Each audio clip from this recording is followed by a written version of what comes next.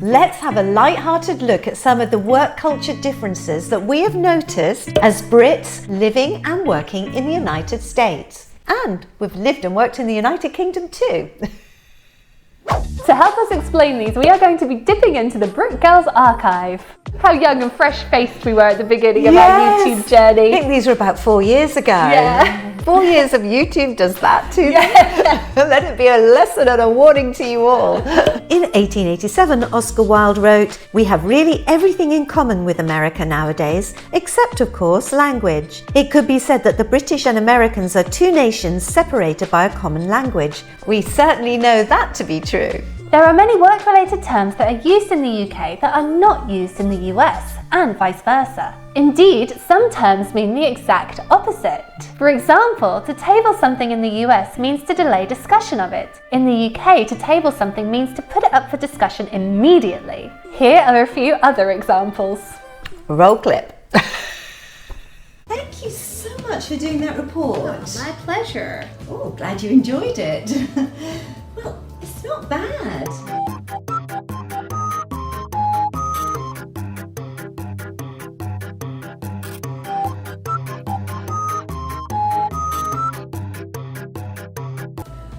I only have a few minor comments.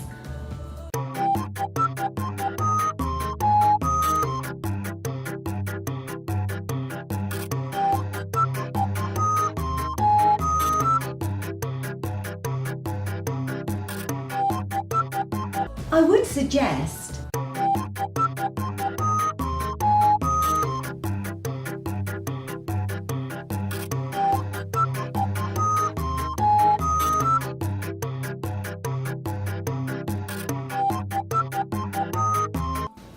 Oh, I'm sure it's my fault.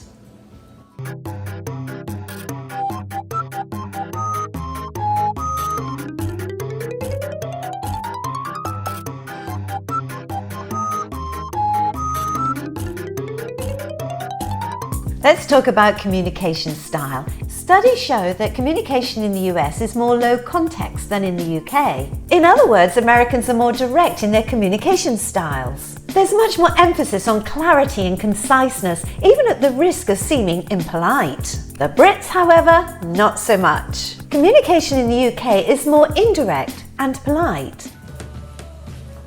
Did you know that the Brits use the word please more than twice as much as Americans in their corporate emails? Please find attached the report of our meeting, please. Please add your comments. Please add suggestions. Please add any amendments that you please deem necessary. Please speak to the GM and please ask him if he would please let us have the business plan ASAP, please. Also, please remind Barbara that it's her turn to bring the cakes. Pretty please. Chocolate is my favourite. Yours pleasingly, Lucy. See what I mean? Oh, I didn't know that. What do Brits think of their American colleagues? Brits consider Americans are just a bit too much sometimes. Too enthusiastic and too loud. What do Americans think of their British co-workers? They say that the British can often be a little bit unclear or a bit too uptight.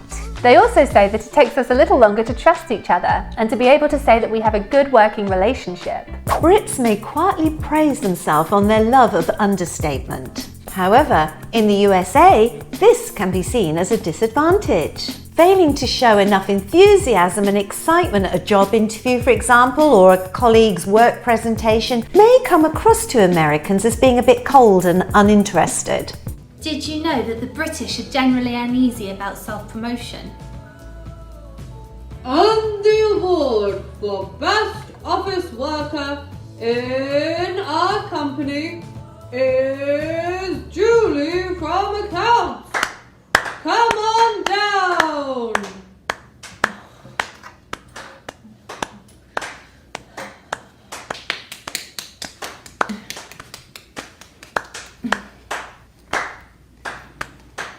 Thank you.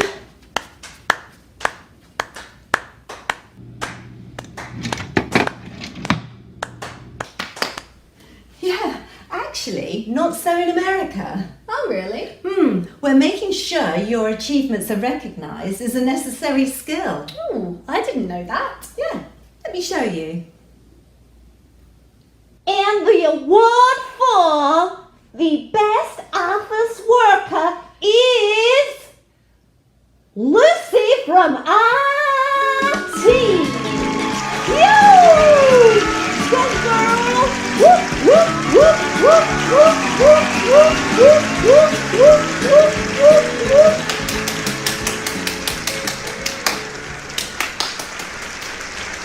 Congratulations, Lucy! Well done! Thank you. Thank you. Thank you. It's been a long journey. I'd just like to thank my mom, my dad, Yes, thank you, Lucy!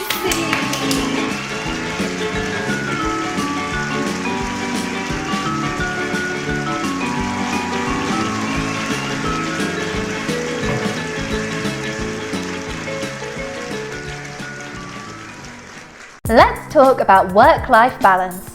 Since living and working in the US, we have noticed a very strong work ethic. It's not unusual for people to work long hours, and there may be more expectation on people to work outside of regular working hours.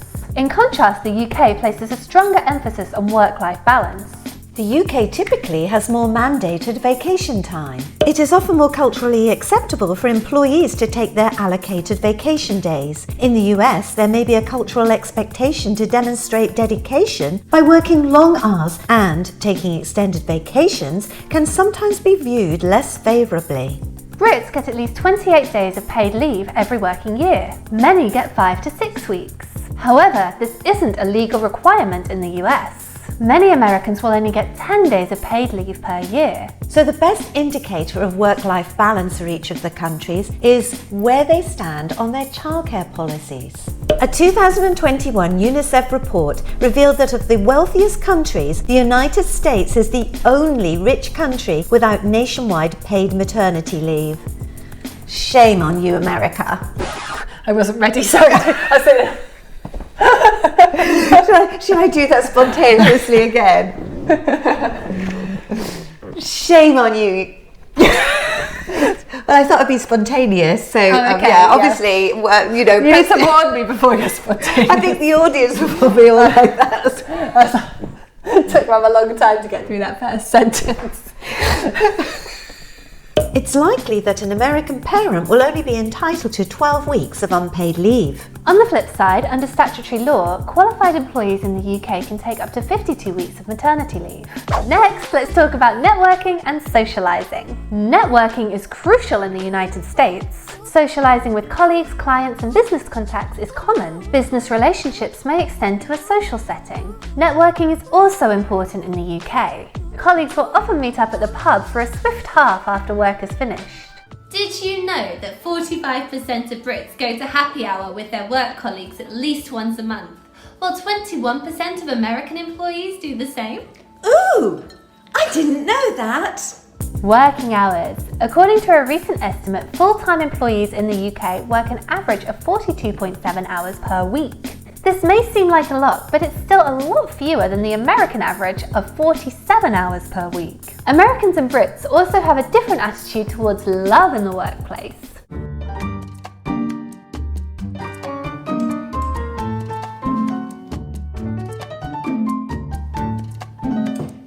The Americans are the most straight-laced, the Australians the most easygoing, and the Brits somewhere in between. 1/3 of American businesses have policies prohibiting romances between team members. Hey, I got a card from Bob down the hall. What? Nope. And 1 in 10 won't even tolerate relationships from workers from different departments.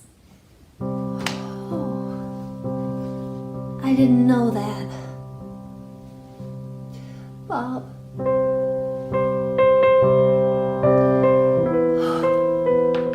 Let's Let's talk about the approach to authority and decision-making. The US often has a more egalitarian approach to authority. Decisions may be made collaboratively. Entrepreneurial spirit and individuality are often highly valued. Decision-making in the UK may need more consultation with superiors. There may be a more traditional approach to authority. Legal framework. Employment laws differ between the two countries. For instance, in the UK, there's a strong emphasis on worker rights. This includes statutory sick pay, maternity and paternity pay, and paid vacation time. The US has fewer regulations about working hours and benefits. Employment laws vary between states. The average salary is higher in the USA. According to the Times, the average salary in America is $77,000, which is approximately £61,000. This is much more than the UK average of £41,000. However, raw figures only tell a portion of the tale. When adjusted for the cost of living and PPP, the average wage in America is actually $72,000, which is approximately £57,000. This indicates a smaller but significant discrepancy.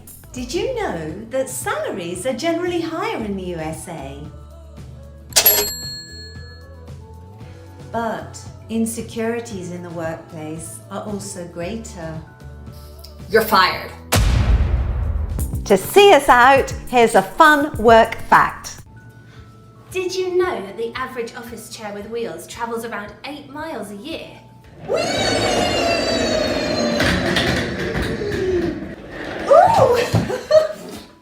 I didn't know that. Please let us know your experience of working in the UK, the US, or any other country in the comments section below. If you enjoyed this video, please give us a like and subscribe to us on YouTube.